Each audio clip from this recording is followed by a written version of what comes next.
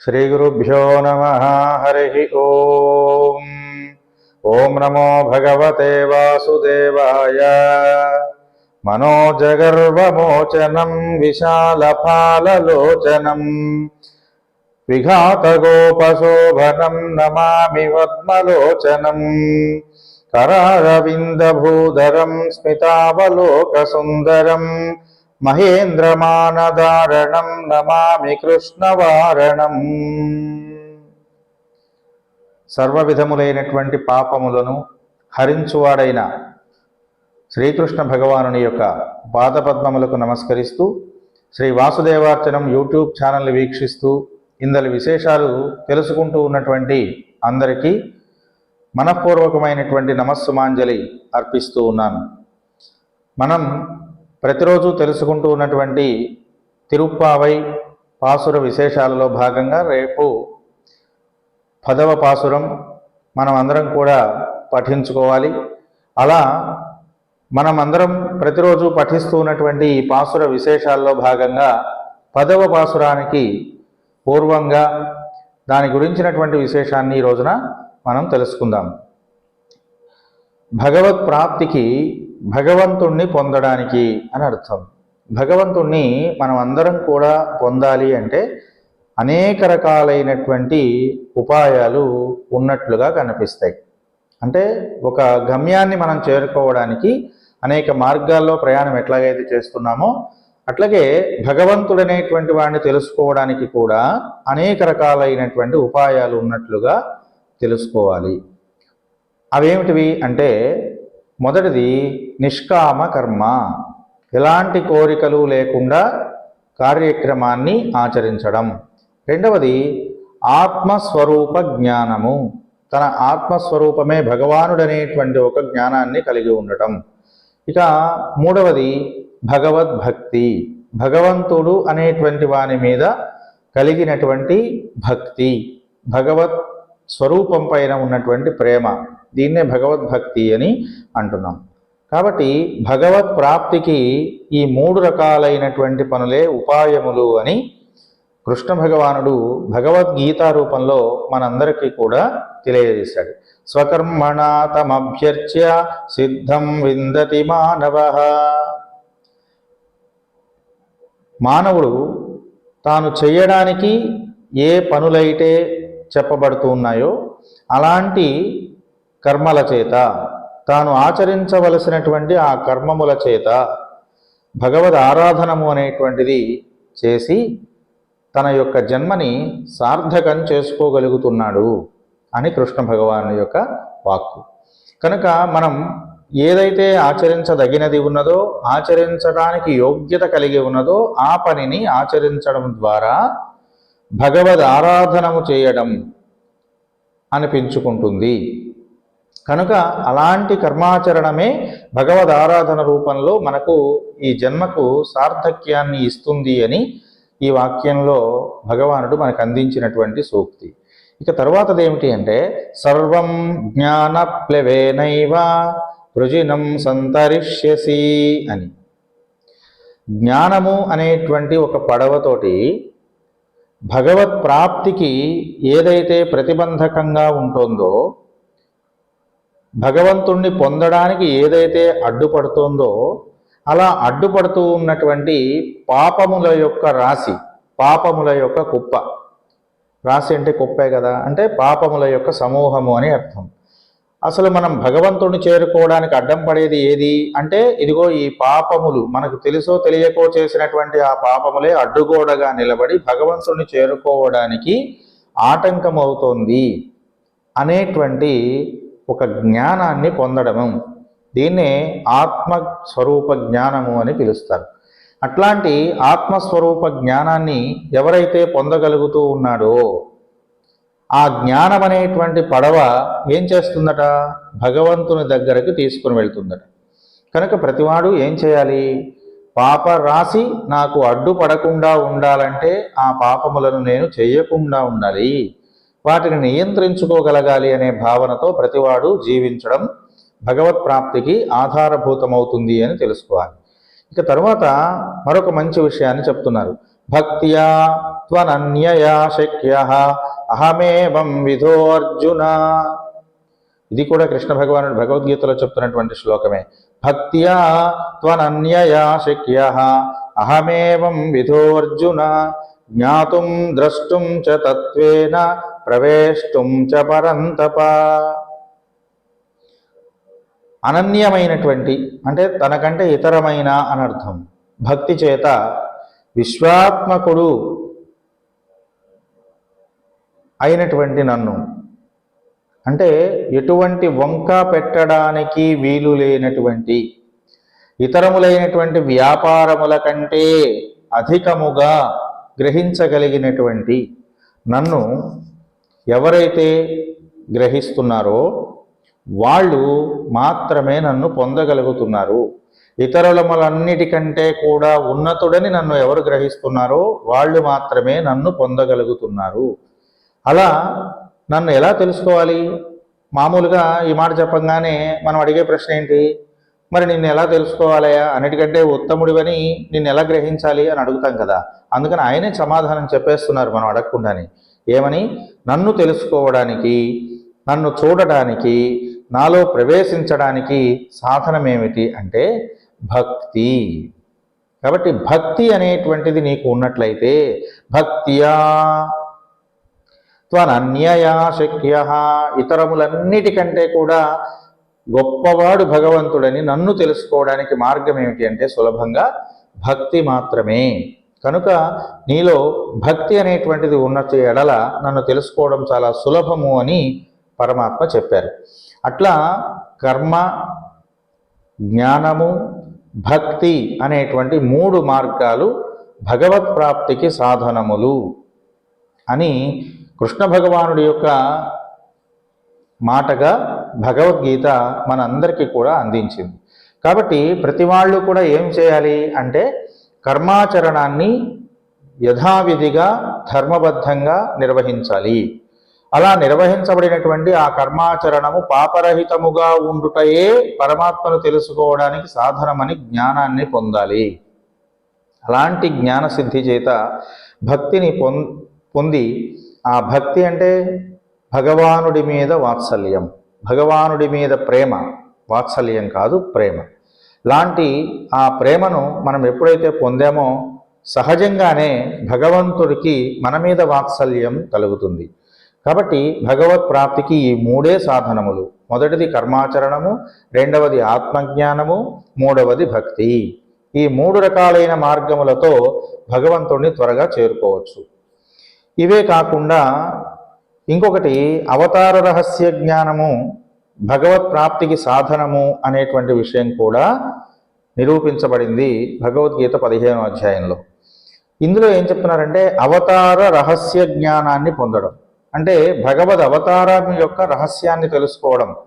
భగవంతుడు ఎందుకు అవతారం ఎత్తాడు అంటే రహస్యాన్ని తెలుసుకోవడం అంటే అర్థం ఏంటంటే ఏదో ఒక మత్స్యావతారాన్ని ఎత్తాడు, ఫలానా పని చేశాడు, కూర్మావతారాన్ని ఎత్తాడు, ఫలానా పని చేశాడు, ఇగో రామావతారం ఎత్తాడు, ఫలానా పని చేశాడు అని తెలుసుకోవడం కాదు. అందులో ఉన్నటువంటి రహస్యం ఏదో తెలుసుకోవాలి. అలాంటి దానినే ధర్మ సూక్ష్మము అని పిలువబడుతుంది. అట్లా మనం అందరం రామావతారం ఉంది, తాటకిని చంపేశాడు, వాలిని చంపేశాడు, సీతాదేవిని కష్టాలు పెట్టాడు అని చెడుని గురించి ఆలోచించే వాళ్ళు కూడా సమాజంలో ఉన్నారు. అలా కాదు, రాముడు ధర్మాన్ని ఆచరించాడని, అలాగే ధర్మానికి స్వరూపుడని, ధర్మమే విగ్రహముగా వచ్చినటువంటి వాడని, రామో విగ్రహవాన్ ధర్మ అని విశ్వసించే వాళ్ళు సమాజంలో ఉన్నారు. కానీ ఇక్కడ 2 రకాలైనటువంటి మార్గముల ద్వారా కూడా ఏం చేయాలి? ఆ అవతారం యొక్క రహస్యాన్ని యథార్థముగా గ్రహించగలగాలి. అంతే తప్ప తోచిందల్లా ఆలోచించుకోవడం కాదు. కాబట్టి యథార్థమైనటువంటి పరమాత్మ యొక్క అవతార రహస్యాన్ని తెలుసుకోవడం కూడా భగవంతుని పొందడానికి సాధనము అని భగవద్గీతలో ఉన్నటువంటి 15వ అధ్యాయం పురుషోత్తమ స్వరూప జ్ఞానాన్ని మనం తెలుసుకోవడానికి అవకాశాన్ని ఇస్తుంది. అట్లా భగవత్ ప్రాప్తికి పురుషోత్తమ స్వరూపాన్ని తెలుసుకుని దాన్ని భజించడమే కారకము అని ఈ 15వ అధ్యాయం ద్వారా భగవద్గీతలో మనం తెలుసుకోవడానికి అవకాశం ఏర్పడుతుంది. అట్లాగే చివరికి కృష్ణ భగవానుడు ఏం చెప్పాడంటే పురుషోత్తమ సంప్రాప్తి యోగంలో తనను తెలుసుకోవడానికి తానే ఉపాయము అని చెప్పేశాడు. ఎలా చెప్తున్నాడు? సర్వధర్మాన్ పరిత్యజ్య మామేకం శరణం వ్రజ అని. అన్ని రకములైనటువంటి ధర్మములను వదిలివేసి నన్ను మాత్రమే నువ్వు గనక విశ్వసించినప్పుడు అన్ని రకాలైనటువంటి ఉపాయములకు నేనే ఉపాయమును, నన్ను ఆశ్రయించు చాలు, నీకు ఎటువంటిది కూడా అంటదు. నువ్వు ఏదన్నా చెయ్యి, దానికి కారణం నేనని నమ్ము. నువ్వు ఏది ఆచరించు, ఆ ఆచరణకు నేనే కారణమని నువ్వు నమ్ము. అంతే తప్ప నువ్వేదో చేసేస్తున్నావని, నువ్వు చేయడం వల్ల ఇలా జరుగుతోందని భావించడం నీ పొరపాటు అని భగవద్గీత సంబంధమైనటువంటి జ్ఞానం మనకు అందిస్తోంది. కనుక సర్వధర్మాన్ పరిత్యజ్య మామేకం శరణం వ్రజ అని కృష్ణ భగవానుడు భగవద్గీతలో చెప్పినటువంటి విషయాన్నే నిన్నటి పాసురంలో మనం తెలుసుకున్నాం. ఏమిటిది అంటే, మణుల చేత పొదగబడినటువంటి భవనంలో ఆ మణులేవి ఆ గోపికకు కనిపించట్లేదు. అలాగే ఆ మణుల మధ్య వెలుగుతున్నటువంటి దీపముల కాంతి, దానిలో ఉన్నటువంటి ఒక ప్రకాశత్వము కూడా ఆ నిద్రపోతున్న గోపికకు తెలియలేదు. అట్లనే అక్కడ అగరొత్తుల సువాసన వస్తుందని నేను చెప్పుకున్నాం. ఆ అగరొత్తుల సువాసన యొక్క గొప్పతనం కానీ, దానిలో ఉన్నటువంటి ఆనందం కానీ ఆవిడ శరీరానికి ఏం పట్టట్లేదు, హాయిగా నిద్రపోతోంది కృష్ణ భగవానుణ్ణి అనుభవిస్తూ. కాబట్టి మామేకం శరణం వ్రజ, ఆ కృష్ణునికి మాత్రమే శరణు వచ్చినటువంటి వాళ్ళు ఇలా మిగతా అన్ని రకములైనటువంటి విషయముల నుండి దూరమై తనను మాత్రమే పొందగలుగుతున్నారు అని కృష్ణ భగవానుడు చెప్తున్నటువంటి ఒక విషయం. అలా భగవానుడే ఉపాయము అని విశ్వసించినటువంటి వాళ్ళని ఏమంటారంటే సిద్ధోపాయనిష్ఠులు అని పిలుస్తారు. సిద్ధంగా వాళ్లకు ఉపాయం భగవంతుడు అని తెలుస్తోంది. అట్లా భగవంతుడే ప్రతిదానికి కారణమైనటువంటి వాడు అని తెలుసుకోగలిగిన వాళ్ళని సిద్ధోపాయనిష్ఠులు అని అంటారు. అలా కాకుండా కొన్ని కార్యక్రమాలు చేయడం ద్వారా, కొన్ని పూజలు చేయడం ద్వారా, కొంతమంది వ్యక్తులతో కలిసి నడవడం ద్వారా భగవంతుడే దీనికి కారణము అని కొంతమంది తెలుసుకుంటారు. అంటే సాధనము ద్వారా భగవంతుడిని తెలుసుకుంటున్నారు. అట్లా సాధనం ద్వారా, మనం చేస్తున్నటువంటి ఒక ప్రయత్నం ద్వారా భగవంతుడే ఉపాయము అని తెలుసుకున్నటువంటి వాళ్ళని సాధ్యోపాయులు అని పిలుస్తారు, సాధ్యోపాయనిష్ఠులు అని పిలుస్తారు. కాబట్టి ఈ సిద్ధోపాయం అంటే భగవంతుడే, దానికి ఎటువంటి మార్గములు లేవు, దానికి ఎటువంటి తారతమ్యములు లేవు, భగవంతుడు ఇచ్చినటువంటిదే. స్వతసిద్ధంగా భగవంతుడు కొన్ని రకాలైనటువంటి తులసి చెట్టు ఉన్నది, దానికి సువాసన వస్తుంది. మల్లె చెట్టు ఉన్నది, దానికి సువాసనాభరితమైన పుష్పం ఉన్నది. మామిడి చెట్టు ఉన్నది, దానికి కాసేటువంటి ఆ కాయలలో తీయదనం ఉన్నది. ఎవరిచ్చారు? భగవంతుడే ఇచ్చాడు. ఇది సిద్ధోపాయ నిష్ట కలిగినటువంటి వాళ్ళ యొక్క మనస్సు భగవంతుడిని నమ్మి దాని యందు మాత్రమే లగ్నమై ఉంటుంది. మనలో కూడా చాలా మంది భగవంతుడిని నమ్మేవాళ్ళు ఉన్నారు. మరి కొంతమంది నమ్మట్లేదు కదా. అలా నమ్మనటువంటి వాళ్ళు ఏం చేస్తున్నారంటే కొన్ని ప్రయత్నముల ద్వారా భగవంతుడు ఉన్నాడని కొంతమంది తెలుసుకుంటున్నారు. అలాంటి తెలుసుకున్నటువంటి వాళ్ళు కొంతమంది అయితే అసలు ఎన్ని ప్రయత్నాలు చేసినా భగవంతుడి గురించి తెలుసుకోని వాళ్ళు ఉన్నారు చాలామంది. ఇలా అలాంటి వాళ్ళని ఏమంటారంటే, ఒక మంచినీళ్ళ చెరువు ఉందనుకోండి, అదేం చేయాలి? అందరికీ మంచినీళ్ళనే ఇవ్వాలి. చాలామంది దాంట్లో దిగి మంచినీళ్ళు తాగుతూ ఉంటారు. చాలామంది అందులో ఉన్నటువంటి నీటి ద్వారా ఆహారాన్ని తయారు చేసుకుని భుజిస్తూ ఉంటారు. చాలామంది అందులో ఉన్నటువంటి నీటిని స్వీకరించి ప్రాణాన్ని నిలబెట్టుకుంటూ ఉంటారు. కానీ ఒక్కొక్కడు చూడండి, అందులోకి వెళ్ళి నీళ్లు తాగుదాం అనుకుని దాంట్లో పడి చచ్చిపోతాడు. ఏమిటిది అంటే ఇక అదంతే, వాడికి అదృష్టం అలా ఉంది. ఇక్కడ గమనించవలసిన విషయం ఏమిటంటే, అందరికీ ఉపాయాన్ని ప్రసాదిస్తున్నటువంటి భగవంతుణ్ణి తెలుసుకోగలిగినటువంటి వాడు దాన్ని తాగి, దాన్ని అనుభవించి, అందులో ఉన్న తీయదనాన్ని తెలుసుకుంటున్నాడు. అలా తాగలేనటువంటి వాడికి భగవంతుడు ఏం చేస్తాడట? తానే తనలోకి లాగేసుకుని ఆ మంచితనాన్నితో తనని కప్పేస్తున్నాడు. ఇది మనం తెలుసుకోవాల్సినటువంటి విషయం. చాలామంది ఏమంటున్నారంటే, మేము పూజలు చేస్తున్నాం, అవి చేస్తున్నాం, ఇవి చేస్తున్నాం, అయినా సరే మాకేం కలిసి రావట్లేదండి. వాళ్ళు ఏమి చేయట్లేదు కానీ వాడికి కలిసి వస్తుంది అంటే, అలా తెలుసుకోనటువంటి వాడికి భగవంతుడు తెలియచెబుతాడు. కనుక భగవంతుడు తెలియచెప్పేటువంటి వరకు మనం ఉండం. కాకపోతే చూడండి, చాలామంది అనేక రకాలైనటువంటి కార్యక్రమాలు చేస్తూ చేస్తూ చేస్తూ ఉన్నట్టుండి పరలోకాన్ని పొందుతున్నారు. వాళ్ళకి ఎటువంటి చీకు చింత శారీరకమైనటువంటి బాధలు లేకుండా పోతున్నారు. కానీ కొంతమంది చూడండి, శారీరకంగా ఎంతో ఇబ్బంది పడి పడి పడి పడి పడి తీసుకుని ప్రపంచం అందరి చేత తిట్లు తిని, ఇంట్లో వాళ్ళ చేత తిట్లు తిని, అనేక రకాలైనటువంటి వ్యతిరేకతలు తెచ్చుకొని చనిపోతున్నారు. ఎందుకు ఇలాంటి పరిస్థితి అని అంటే, వాళ్ళు జీవించినటువంటి యొక్క విధానం వల్ల వాళ్ళకి కలుగుతున్నటువంటి కర్మఫలం అది. కాబట్టి భగవంతుడు అనేటువంటి వాడు ఏది ఎప్పుడు ఎవరికి ఎలా ఇవ్వాలో వాళ్లకు అలాగే అందిస్తాడు. అందుకనే ఆయన ఏమన్నాడు, సర్వధర్మాన్ పరిత్యజ్య మామేకం శరణం వ్రజ అన్నాడు. మిగతావన్నీ వదిలేవయ్యా, నీకెందుకు బాధ, నేనున్నాను కదా అంటున్నాడు. కనుక ఆయన ఉన్నాడని నమ్మగలిగినటువంటి వాళ్ళకి ఖచ్చితంగా ఉంటాడు. లేడనేటువంటి వాడి వారికి ఖచ్చితంగా ఏదో ఒక సందర్భంలో ఎక్కడ ఉన్నాడో తెలియజెప్తాడు. కాబట్టి మనం ఎటువంటి చింత మనం పడవలసినటువంటి అవసరం లేదు అని భగవంతుడిని ఆశ్రయించినటువంటి సిద్ధోపాయనిష్ఠులు చెప్పేటువంటి విషయం.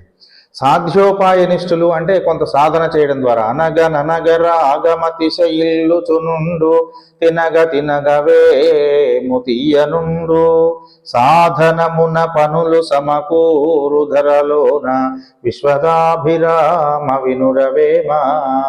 చిన్ననాడు బడిలో గురువుగారు పాఠం చెప్పినప్పుడు అనగా అనగా అనగా అనగా అది నోటుకొచ్చేస్తుందిరా అబ్బాయి, అందుకనే ఈ పాఠం చెప్పారు. ఇలాగా తినంగా వేపాకు తీయగా ఉంటుంది. ఇవన్నీ సామాన్యంగా కనిపించేటువంటి ఉదాహరణలు. కానీ దానిలో ఉన్నటువంటి తత్వార్థం ఏదో తెలుసునండి. ఇదిగో ఇదే, అనగననగ రాగమతిశయిల్లు చునుండు, అనగా అనగా హరి హరి హరి హరి హరి కృష్ణ కృష్ణ కృష్ణ కృష్ణ రామ రామ రామ అంటూ అంటూ అంటూ ఉండంగా కొన్నాళ్ళటికట భగవంతుని మీద రాగం ఏర్పడుతుంది. దీన్నే అనురాగము అంటారు. అలాంటి అనురాగము మనకి భగవంతుడి మీద కలగాలంటే ఏం చేయాలి? నామస్మరణం చేయాలి.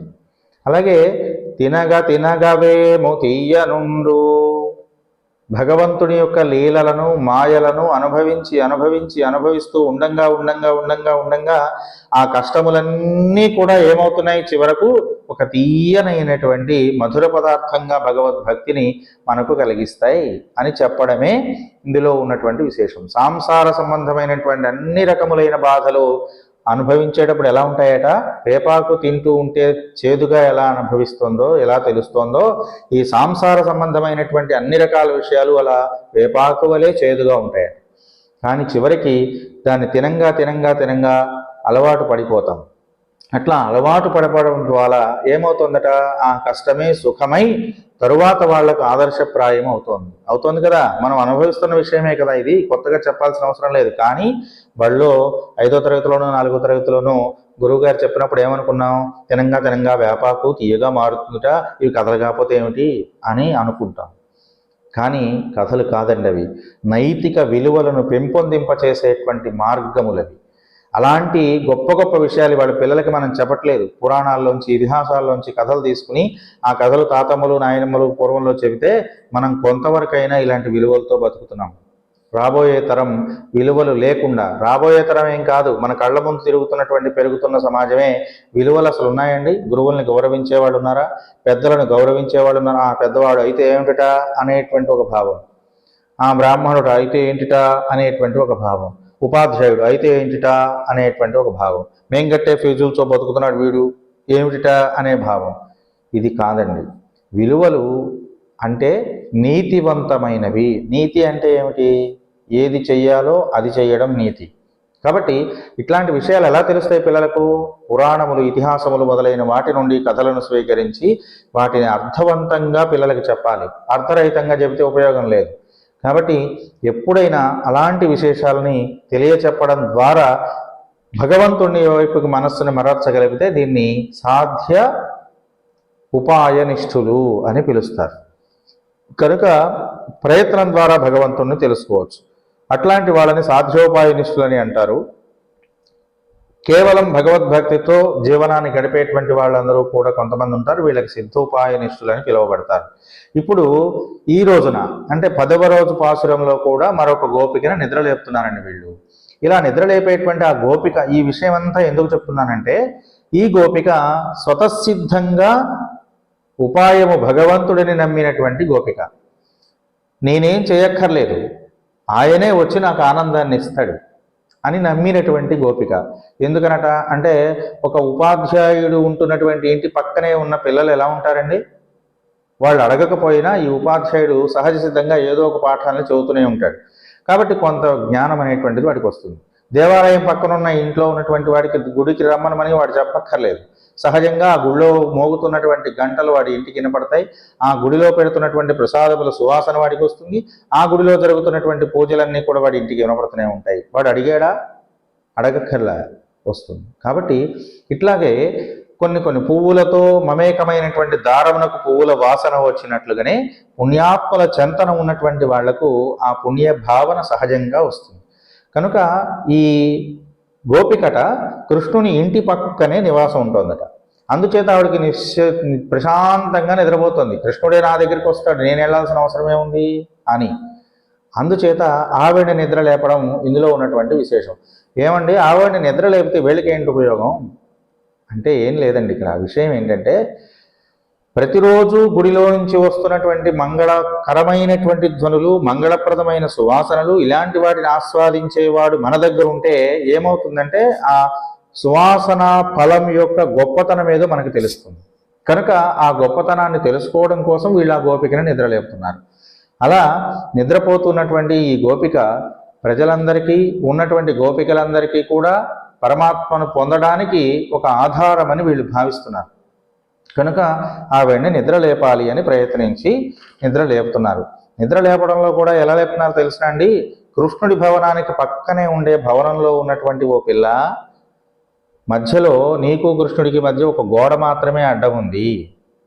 కాబట్టి కృష్ణుడు రావాలంటే తలుపు తీసుకుని రావక్కర్లేదు. అవసరమైతే గోడ దూకేసైనా రాగలడు, గోడ పగలగొట్టైనా రాగలడు. ఎందుకని? ఆయన రావాలనుకుంటున్నాడు కనుక. కాబట్టి పక్కనే ఉన్న ఇంట్లోకి రావడం సులభం కదా. కాబట్టి కృష్ణుడు ఎప్పటికైనా అలా నా దగ్గరికి వచ్చేస్తాడని నువ్వు నమ్మి నిద్రపోతున్నట్టున్నావు. ఆ గోడను తోసేసైనా వస్తాడు, లేకపోతే గోడ మీద నుంచి దూకైనా సరే నా కోసం వస్తాడని నువ్వు నమ్ముతున్నావు పరమాత్మని. కనుక నీవు ఇంట్లో నుంచి బయటికి రావకుండా ప్రశాంతంగా నిద్రపోతున్నట్టున్నావమ్మా, ఆనందాన్ని పొందుతూ. అది నీ ఒక్కదాన్నే అనుభవించేటువంటి, నీ ఒక్కదానివే పొందదగినటువంటి ఆనందం కాదమ్మా, అందరితో కలిసి పొందవలసినటువంటి ఆనందం. కనుక మాకు కూడా ఆనందాన్ని ప్రసాదింప చేయాలంటే నువ్వు నిద్ర లేచి రావాలని ఆవిడ లేపుతున్నారు. అంతేకాకుండా పరమాత్మ ఆనంద స్వరూపుడు. ఆనందాన్ని ఇవ్వడానికి ఆయన యొక్క ఆనంద స్వరూపమే కారకమవుతోంది. ఆ ఆనందాన్ని కొందరు పొందటానికి ప్రయత్నిస్తూ ఉంటారు. కొంతమంది ఆనందాన్ని మనం ప్రయత్నిస్తే తప్ప రాదు అని భావిస్తూ ఉంటారు. కొంతమంది ఆ పరమాత్మయే ఆనందాన్ని ఇస్తాడని నమ్ముతారు. కాబట్టి అట్లా ఇచ్చేటువంటి ఆ పరమాత్మని ఇంటి పక్కనే ఉన్నాడని, ఆయనే వచ్చి నాకు ఆ ఆనందాన్ని ఇస్తాడని నమ్మి నువ్వు ఇంట్లో ఉంటున్నట్టున్నావు. మేమేమో ఆ ఆనందం కోసం ప్రయత్నం చేస్తున్నామమ్మా, కనుక మా ప్రయత్నానికి నీవు సహకారం చేయవా అని ఆవిడ్ని ప్రార్థిస్తున్నారు. ఆనందం బ్రహ్మణో విద్వాన్. నువ్వేమో ఆ పరబ్రహ్మం ఇచ్చేటువంటి ఆనందాన్ని అనుభవిస్తూ ఉన్నటువంటి దానివి. ఏషహ్యేవ ఆనందయాతి. మేమందరం ఏమిటి? ఆ ఆనందాన్ని పొందాలని భావిస్తున్న వాళ్ళం. కాబట్టి మేము పొందాలనుకుంటున్నాం, నువ్వు స్వతసిద్ధంగా ఆనందాన్ని పొందేశావు. కాబట్టి మాకన్నా ముందే నువ్వు ఆనందాన్ని అనుభవించావు కనుక మాకు మార్గం చూపించు, మాకు చెప్పు. అంతే కదా. బాగా చదివేసుకునే ముందు ఆ తరగతి అయిపోయినటువంటి వాళ్ళందరినీ మనం ఏం చేస్తాం? ఆ తరగతిలో ఉన్న గొప్ప విషయాలు ఏమిటి, తేలిగ్గా ఎలా ఉంటుంది, దాన్ని చదువుకుంటే ఎలా అర్థమవుతుందని అడిగి తెలుసుకుంటున్నాం కదా. అట్లనే మాకు ఆనందకరమైనటువంటి విషయాన్ని చెప్పవమ్మా, అందుకు నువ్వు లేచిరా అని వీళ్ళు పిలుస్తున్నారు ఆవిడ్ని. అట్లాగే ఈ గోపిక ఏమై విశ్వసిస్తోంది?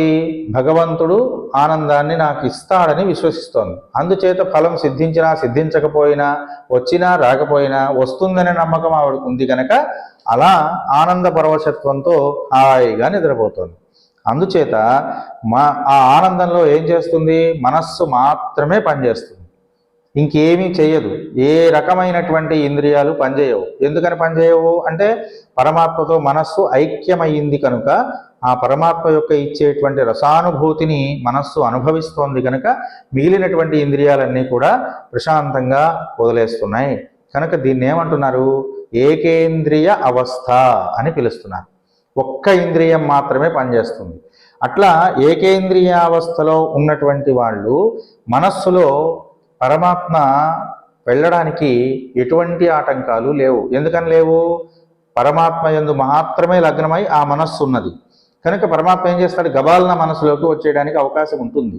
అలాగే మిగతావి ఏవి ఆయనకి ఏమి అడ్డం పడవు కదా. ఎందుకని? మిగతా ఇంద్రియాలు ఏవి పనిచేయట్లేదు, ఒక్క ఇంద్రియమే పనిచేస్తుంది, అది మనస్సు అనేటువంటి ఇంద్రియం. కనుక ఆ మనస్సు అనేటువంటి ఇంద్రియం కూడా భగవంతుని రాకకై ఎదురు చూస్తూ పరమాత్మతో సమైక్యాన్ని పొందుతూ ఆనందానుభూతిని పొందుతోంది. కనుక భగవానుడు దాంట్లోకి వెళ్ళడం చాలా సులభతరమైన విషయము. కనుక పక్కనే ఉన్నటువంటి పొరుగింట్లో ఉన్నటువంటి నువ్వు ఆ పరమాత్మని పొందడం పెద్ద విషయం కాదు. కనుక నీవు అనుభవిస్తున్న ఆనందాన్ని మేము పొందాలంటే ప్రయత్నం చేయాలమ్మా. ఎప్పుడో లేచాం, ఎన్నో వ్రతం చేసుకుంటూ బయలుదేరుతున్నాం, కనుక మాకు నువ్వు కూడా సహకరించవా అని పిలుస్తున్నారు.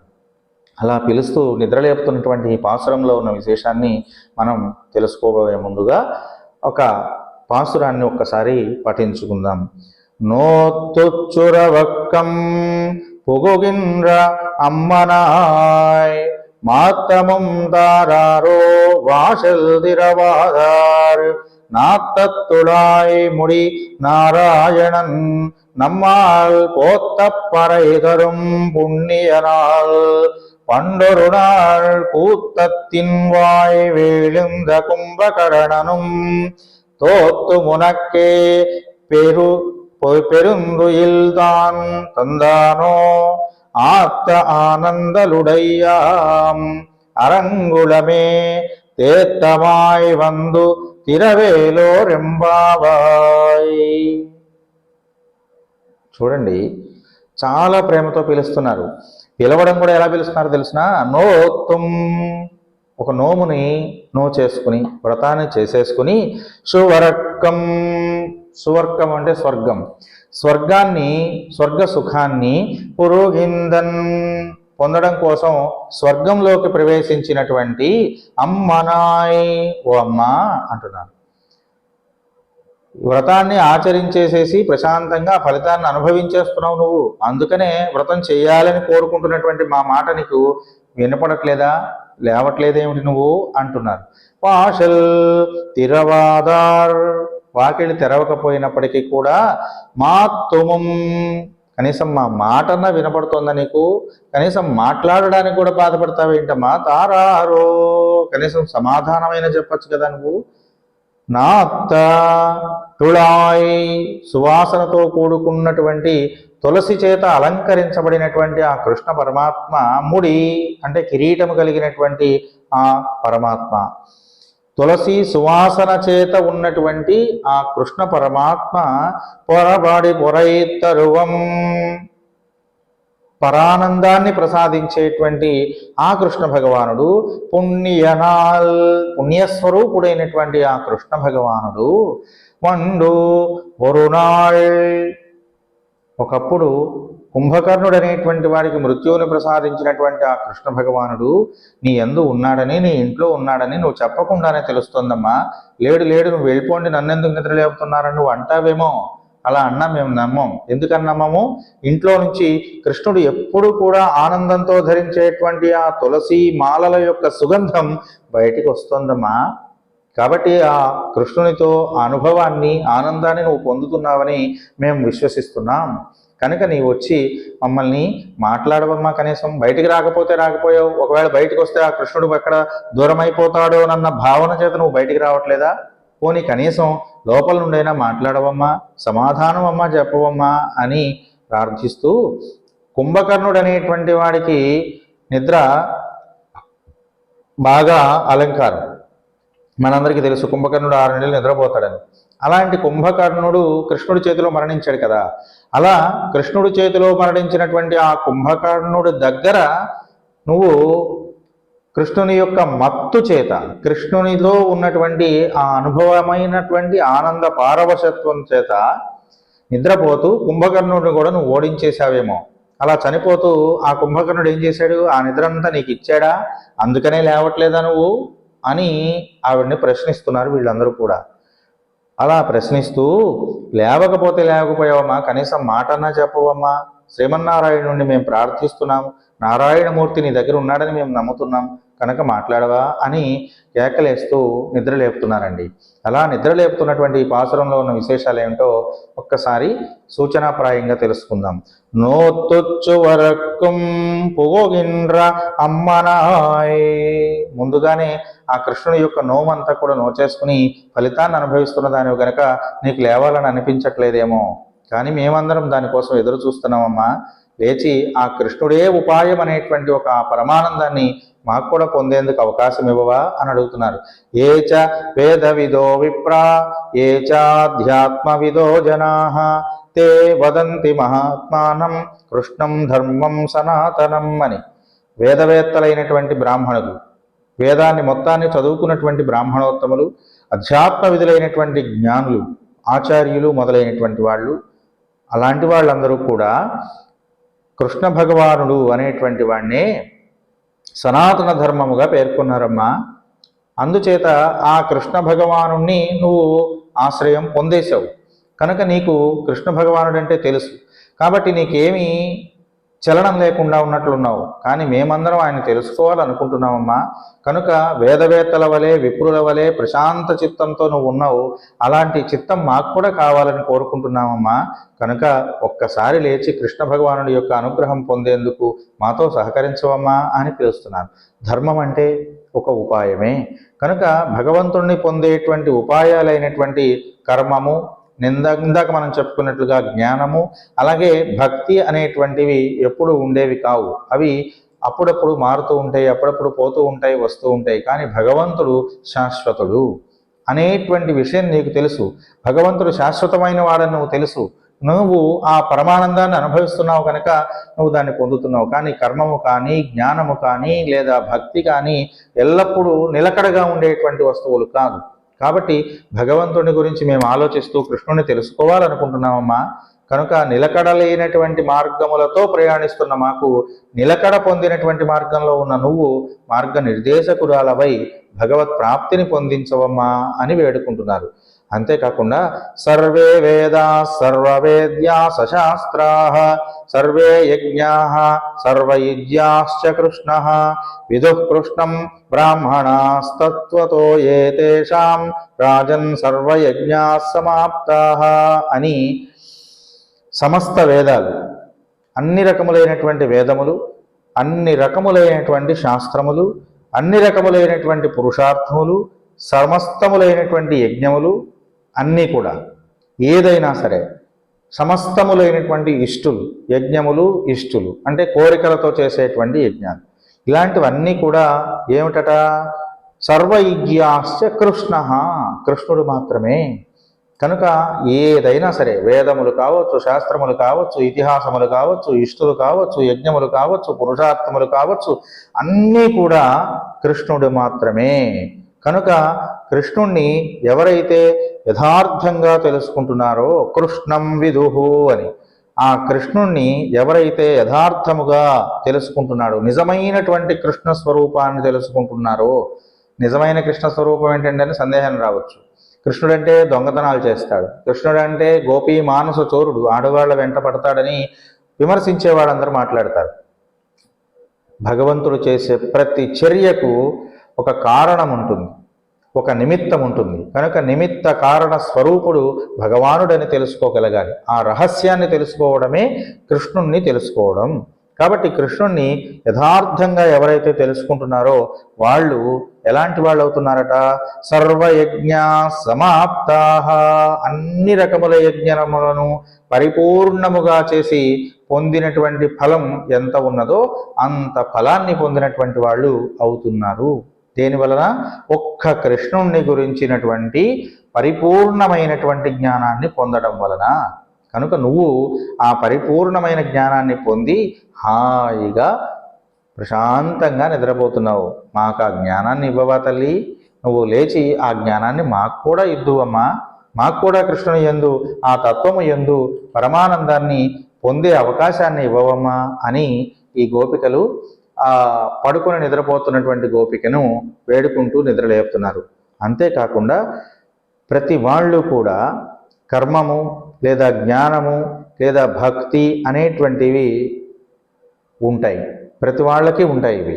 అలా ఉన్నటువంటి వాళ్ళందరూ కూడా ఏం చేస్తారు? వాళ్ళు చేసే కర్మలను ఆచరిస్తారు. అట్లాగే ఆ కర్మలు సిద్ధనిష్ఠులైతే, భగవంతుడి యందు మనస్సు లగ్నమైనటువంటి వాళ్ళైతే ఈ చేస్తున్నటువంటి కర్మ భగవంతుని కోసమే చేస్తున్నానని భావిస్తారు. మిగతా వాళ్ళందరూ ఏం చేస్తారు? నా కోసం చేసుకుంటున్నాను అనుకుంటారు. అలాగే జ్ఞానము, జ్ఞానం కూడా పొందడం అనేటువంటిది, ఆత్మస్వరూప జ్ఞానం కూడా కలిగే ఉంటారు వాళ్ళు. కానీ ఎలా పొందుతున్నారు? భగవంతునికే నేను చెందినవాడిని, భగవంతుడికి నేను శరీరాన్ని, కనుక భగవంతుడి నా చేత ఈ పని చేయిస్తున్నాడని తెలుసుకుని ఉంటారు. కానీ మిగతా వాళ్ళందరూ ఏం చేస్తున్నారు అంటే, నేను ఈ పని చేస్తున్నాను, భగవంతుడు సహకరిస్తున్నాడు అనుకుంటారు అంతే. కానీ భగవంతుడే నా చేత ఈ పని చేయిస్తున్నాడని అనుకోరు. భగవంతుడే నా చేత ఈ పని చేయిస్తున్నాడు అనుకోవడం వేరు, నేను చేస్తున్న పనికి భగవంతుడు సహకరిస్తున్నాడు అనుకోవడం వేరు. సిద్ధులైతే ఏం చేస్తారట? భగవంతుడే నా చేత ఈ పని చేయిస్తున్నాడు అనుకుంటారట. సాధ్యులు ఏమనుకుంటున్నారు? నేను చేస్తున్న పనికి భగవంతుడు సహకరిస్తున్నాడు అనుకుంటారు. అట్లనే మూడవది ఏమిటిది? భక్తి. భక్తి అనేటువంటిది కూడా వాళ్ళల్లో ఉంటుంది. భగవంతుడంటే ఒక ప్రేమ వాళ్ళకు కూడా ఉంటుంది. కానీ అది ఎలా ఉంటుంది? సాధనంగా మాత్రం ఉండదట. ఆ భక్తి తాను పొందవలసినటువంటి కృష్ణ భగవానుని నాకు అందిస్తుంది అని నమ్ముతారు. అంతేకాని కృష్ణ భగవానుడు నా దగ్గరకు రావడం కోసమే ఈ భక్తి నాలో కలిగింది అని భావించలేరట. కాబట్టి మనకు ఒక విషయం కలిగింది. చూడండి, మనం గుడికి వెళ్తున్నాం అంటే కారణం ఏమిటి అంటే, నేను వెళ్ళాలని కనుక, నాకు వెళ్ళాలనిపించింది కనుక వెళ్తున్నానని అనుకుంటున్నాం. మనకి వెళ్ళాలనిపిస్తే మనం వెళ్ళాం. మనల్ని చూడాలని భగవంతుడు అనుకుంటే మనం వెళ్తాం. భగవంతుడు నిన్ను ఆయన దగ్గరకు రప్పించుకోవాలి అని అనుకుంటేనే మనం వెళ్తాం. చాలా మంది చూడండి, గుడికి వెళదామని బయలుదేరి వెనక్కి వచ్చేవాళ్ళు లేరా? ఎందుకని అక్కడ దాకా వెళ్ళి వెనక్కి వస్తున్నారంటే వీడి ప్రయత్నం మాత్రం ఇది. వీడికి అనిపించి వెళితే సగం దూరమే వెళ్తాడు. అదే దేవునికి అనిపించి పిలిస్తే శాంతం దేవాలయంలోకి వెళ్తాడు. కనుక సిద్ధులకు సాధ్యులకు ఉన్నటువంటి తేడా ఇది. ప్రయత్నం చేత భగవంతుడి దగ్గరికి వెళ్ళడం, ప్రయత్నము భగవంతుడని నమ్మి భగవంతుడి దగ్గరికి వెళ్ళడం. కాబట్టి ఇలా సిద్ధ సాధ్య భావాలలో మేము సాధ్యులమమ్మా, నువ్వు సిద్ధురాలివి కనుక నువ్వు ఆ సిద్ధిని పొందావు, మాకు కూడా ఆ సిద్ధిని పొందింప చెయ్యి అని వీళ్ళు ప్రార్థిస్తున్నారు. కృష్ణ భగవానుణ్ణి పొందడంలో ఉన్నటువంటి రుచి, ఆ ఆసక్తి అనేటువంటిది కావాలి మనం. అలాంటి ఆసక్తి కలిగి ఉండడమే సిద్ధులకు ఉన్నటువంటి భక్తి. నీకు ఆసక్తి ఉంది, మాకు కూడా ఆసక్తిని కలిగించేందుకు ప్రయత్నం చేయవమ్మా అని ఆవిడని నిద్రలేపుతూ, నువ్వు స్వతసిద్ధంగా నోచేసి ఫలితాన్ని అనుభవిస్తున్నావు, మాకు కూడా ఆ ఫలితాన్ని ఇవ్వు అని ప్రార్థిస్తున్నారు.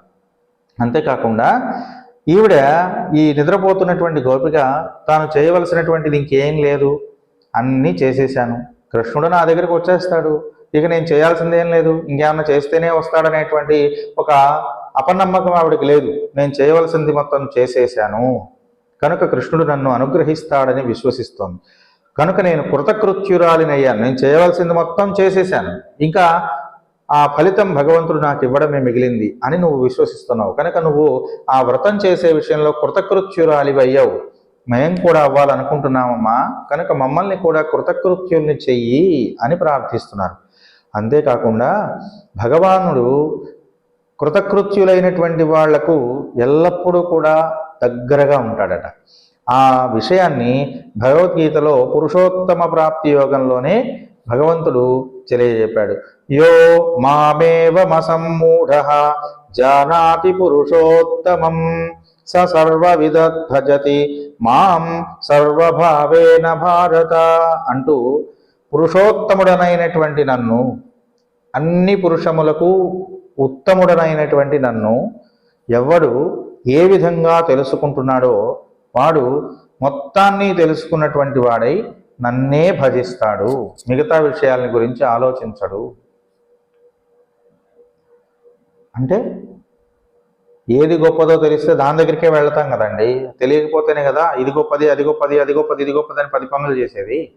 ఏది మంచిదో తెలిస్తే దాని దగ్గరికే మనం అందరం వెళ్ళిపోతాం. కనుక మంచిదేదో తెలుసుకోవడమే సాధన. కనుక నువ్వు ఆ సాధన చేసావు, ఆ నోములు చేసేసావు, భగవంతుడి గురించి తెలుసుకున్నావు కనుక నువ్వు గొప్పగా నిద్రపోతున్నావు. మేమందరం అది తెలుసుకోవడానికి ప్రయత్నిస్తున్నామమ్మా, ఆ గొప్ప ఫలితాన్ని మాకు కూడా అందించడానికి నువ్వు నిద్ర లేవా అని ప్రార్థిస్తున్నారు. ఏతద్బుద్ధ్వా బుద్ధిమాన్ స్యాత్ కృతకృత్యశ్చ భారత అని. కృతకృత్యుడు అని ఎవరిని పిలుస్తారట అంటే ఏది నిజమో, ఏది సత్యమో, ఏది శాశ్వతమో దాన్ని తెలుసుకున్నవాడు కృతకృత్యుడు. ఏది శాశ్వతమట? ఇప్పుడు చెప్పాడుగా, మామేవ శరణం వ్రజ, నేను మాత్రమే గొప్పవాడిని, నేను మాత్రమే అన్ని రకములైనటువంటి కార్యక్రమాలకు అధిపతిని అని తెలుసుకున్నవాడే కృతకృత్యుడు అని పరమాత్మ చెప్పాడు. కాబట్టి అన్నిటికీ కూడా పురుషోత్తముడైనటువంటి వాడు కృష్ణుడు అనేటువంటి జ్ఞానాన్ని పొందడమే జీవన సార్థక్యము. ఈ వ్రతాలు, పూజలు, పునస్కారములు అన్నీ చేసేది దేనికోసం?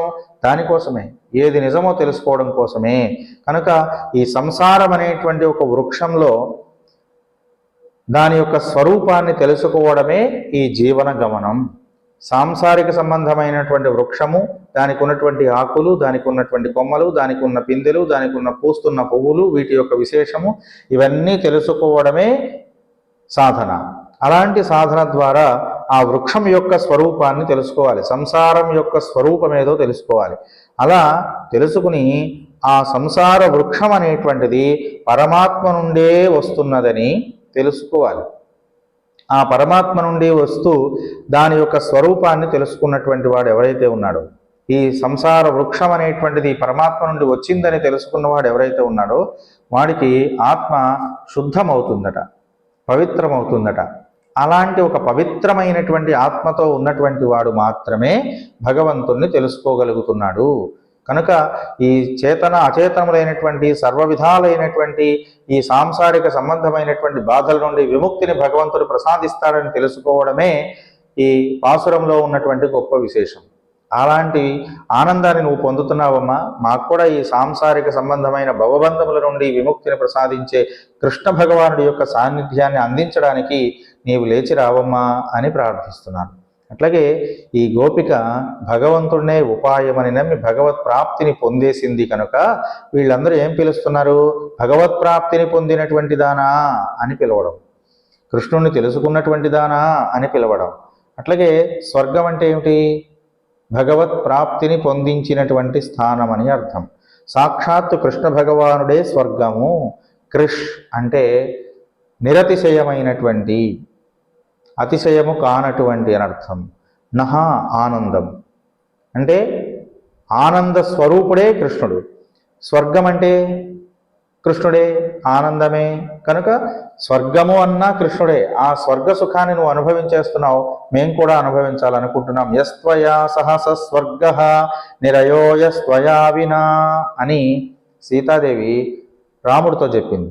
ఏమని? అడవికి వెళ్ళడానికి ముందు సీత నువ్వు ఇంట్లో ఉండు, నువ్వు ఎందుకు వస్తావు అరణ్యానికి అన్నప్పుడు ఆవిడ చెప్తున్న మాట ఏమిటో తెలుసునండి?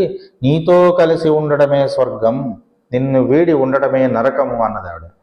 కాబట్టి భగవంతునితో ఉండడమే స్వర్గం, భగవంతుడు లేకుండా ఉండడమే నరకం. కాబట్టి సీతాదేవి మనకిచ్చినటువంటి ఒక సూక్తిది.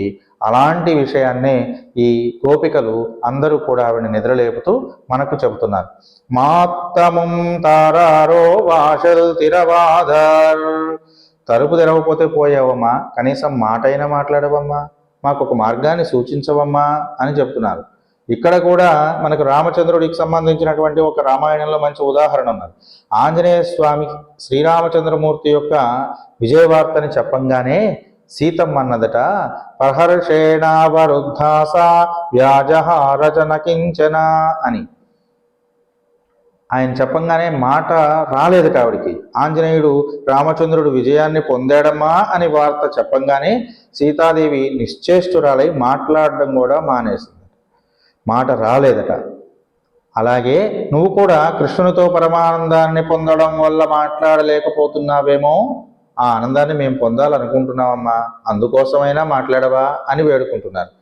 కనుక మధురా మధురాలాప కిమాహ మమ భావిని అని రామచంద్రుడు అడిగాడు. ఏమని? ఆంజనేయుడు సీతావియోగంతో ఉన్నటువంటి రామచంద్రుడి దగ్గరికి వచ్చినప్పుడు రామచంద్రుడు అడుగుతున్నాడు, మధురాలాప, మధురంగా మాట్లాడగలిగినటువంటి మా సీత మధురమైనటువంటి నోటి వాక్కుల ద్వారా కిమాహ మమ భామిని, ఏం మాట్లాడిందో చెప్పవా ఆంజనేయ అని అడిగాడు. కనుక భగవంతుడు దేనిని కోరుకుంటాడట? మధురాలాపములను కోరుకుంటాడట. తనకి ఇష్టమైనటువంటి వాళ్ళ యొక్క మాటలను కోరుకుంటాడు. కనుక భగవంతుడు కోరుకునేటువంటి మాటలు కలిగినటువంటి దానివి నువ్వు కనుక కనీసం మాట్లాడవమ్మా చాలు, ఆ పుణ్యమైనా మాకు ఇవ్వవా నువ్వు అని అడుగుతున్నారు. నా తొళాయిముడి నారాయణన్, అలా తులసి మాలల చేత కీర్తించబడుతున్నటువంటి సువాసనలు కలిగినటువంటి శ్రీమన్నారాయణమూర్తి నీ దగ్గరే ఉన్నాడని మేము నమ్ముతున్నాం. కనుక నారాయణుని నువ్వేమైనా కోల్పోతానేమోనని భయపడుతున్నావా బయటికి రావడానికి? బయటికి రాకపోయావు, కనీసం మాట్లాడు. నమ్మాళ్ పోత్త పరై తరుం పుణ్యనాల్, సామాన్యులమైనటువంటి మేమే కృష్ణుణ్ణి కీర్తిస్తే, మంగళములు పాడితే మమ్మల్ని కటాక్షిస్తున్నాడని కదా చెప్తున్నావు. అలాంటి కృష్ణ భగవానుడు ఇక నువ్వే ఆయన్ని నమ్మినటువంటి దాని వెనుక నిన్ను వదిలిపెట్టి వెళ్ళిపోతాడని నువ్వెందుకు భయపడుతున్నావు? భయపడాల్సిన పని లేదమ్మా. సామాన్యులమైన మేమే కీర్తిస్తే మమ్మల్ని కటాక్షిస్తాడు కదా, అలాంటి కృష్ణ పరమాత్మ నిన్ను వదిలిపెట్టి ఎక్కడికి వెళ్ళడమ్మా, నువ్వు వచ్చి మాకు కూడా అవకాశాన్ని ఇవ్వు, ఆనందాన్ని ఇవ్వవా అని కోరుకుంటు. అలాగే అనేక రకాలైనటువంటి ద్వేషభావాలు కలిగినటువంటి వాళ్ళు కృష్ణ భగవానుణ్ణి తెలుసుకోలేక, ఆ అదృష్టాన్ని పొందలేక మంచినీటి చెరువులో పడి చనిపోయినటువంటి ఒక వ్యక్తిలాగా చనిపోతున్నారమ్మా. మేము అలాంటి ద్వేషభావాలతో లేము, నీకు ఆ ద్వేషభావన లేదు. పరమాత్మ యందు ప్రేమ మాత్రమే ఉన్నది. కనుక దానిని పొంది మాకు కూడా అలాంటి చక్కనైనటువంటి అవకాశాన్ని ఇవ్వవలసింది. శత్రువులకు కూడా శరణును ఇచ్చేటువంటి పరమాత్ముడు ఆయన, నీలాంటి దానికి ఎందుకు వదిలిపెట్టి వెళ్తాడమ్మా, మమ్మల్ని కూడా కరుణించు అని వేడుకుంటున్నారు. పన్నొరు నాళ్కు తత్తిన్ వాయ్ వీళ్ళంద కుంభకరణునం తోత్తుమునక్కే పెయిన్రుయిల్ తాన్ తందానో. ఇందాక చెప్పుకున్నట్లుగా ఆ కుంభకర్ణుడు నీలో నిద్రలో ఓడిపోయి ఆ నిద్రంతా నీకు ఇచ్చాడా, అందుకని లేచి రావట్లేదా అనేటువంటిది ఒక సామాన్యార్థం అండి. కానీ ఇక్కడ కుంభకరణన్ అని ద్రావిడంలో పిలవడంలో ఒక మంచి విశేషం ఉన్నది. ఈ విశేషాన్ని మనం రేపటి పాసురాన్ని చెప్పుకోవడానికి ముందుగా చెప్పుకుందామండి. ఎందుకోసం అంటే ఇప్పటికే చాలా సమయం ఈ వీడియోలో తీసుకోవాల్సి వచ్చింది. దీంట్లో ఉన్నటువంటి విశేషంలో గొప్పతనం అది. అలా ఈ కుంభకరణన్ అని చెప్పడంలో ఉన్న విశేషాన్ని రేపటి పాసురానికి ముందుగా మనం చెప్పుకుందాం. దీంట్లో మంచి విషయం ఒకటి నిక్షిప్తమై ఉన్నది. అట్లా ఆ కుంభకర్ణుడు ఇచ్చినటువంటి నిద్ర నీకు వచ్చింది అనేది సామాన్యార్థం, కానీ విశేషార్థం కూడా దీంట్లో ఉన్నది. అది రేపటి దాంట్లో మనం తెలుసుకుందాం. ఆత్త ఆనందలుడయ్యాం, కుంభకర్ణుడు ఇచ్చినటువంటి ఆ నిద్రమత్తు చేత మిగిలి మత్తైనటువంటి నిద్ర కలిగినటువంటి దానా అని పిలుస్తున్నారు. ఎందుకని నిద్రమత్తులో నుంచి లేస్తే ఏం చేస్తామండి? శరీరం ఎలా ఉందో చూసుకోం, ఏ వస్త్రం ఎక్కడుందో చూసుకోం. అట్లా మత్తు చేత ఒకవేళ నువ్వు గబాగా లేచి మేము పిలుస్తున్నామని పరిగెత్తుకొస్తావేమో, అలా రాకమ్మా, ఆ మత్తు వదిలించుకుని మెళకువ తెచ్చుకొని బయటికి రా, అరుంగళమే అంటున్నారు. దుర్లభమైనటువంటి ఓ భూషణమా అని పిలుస్తున్నారు. భూషణం అంటే ఆభరణం. మేము పొందడానికి వీలు లేనటువంటి గొప్ప ఆభరణమమ్మా నువ్వు. అలాంటి ఆభరణమైనటువంటి నీవు మత్తు వదిలి మా దగ్గరకు వచ్చి మమ్మల్ని కరుణించవమ్మా అని వేడుకుంటున్నారు. తేత్తమాయ్ వందుదిరా, తేరుకున్నటువంటి దానిపై బయటికి రా, కృష్ణుని మధురాలాపముల నుండి బయటికి వచ్చి మమ్మల్ని కరుణించు అని వీళ్ళు ప్రార్థిస్తూ, ఈ లోక వ్యాపారం కోసం అనేక రకాల ప్రమాదాలు కలుగుతాయమ్మా, లేచిన దానివి లేచినట్టు బయటకు వస్తాయి. కాబట్టి ఆ మత్తు నుండి నువ్వు కొంచెం బయటకు వచ్చి మమ్మల్ని ఆ మత్తులోకి తీసుకువెళ్ళే మార్గాన్ని చూపించవమ్మా అని వీళ్ళందరూ కూడా ఆ గోదాదేవిని ప్రార్థిస్తున్నారండి. మనమందరం కూడా అలా గోదాదేవి ప్రార్థిస్తున్నటువంటి ఆ గోపిక ప్రార్థనని తెలుసుకుని భగవద్భక్తి చేత, భాగవతుల చేత భగవంతుణ్ణి చేరుకునే మార్గం వైపుకి ప్రయాణం చేద్దామని చెప్పి అందరికీ తెలియజేస్తూ ఈ విషయాన్ని ఇంతటితో ముగిస్తూ ఉన్నాను. స్వస్తి సర్వేషాం సమస్త సన్మంగళాని భవంతు, లోకా సమస్త సుఖినో భవంతు. స్వస్తి.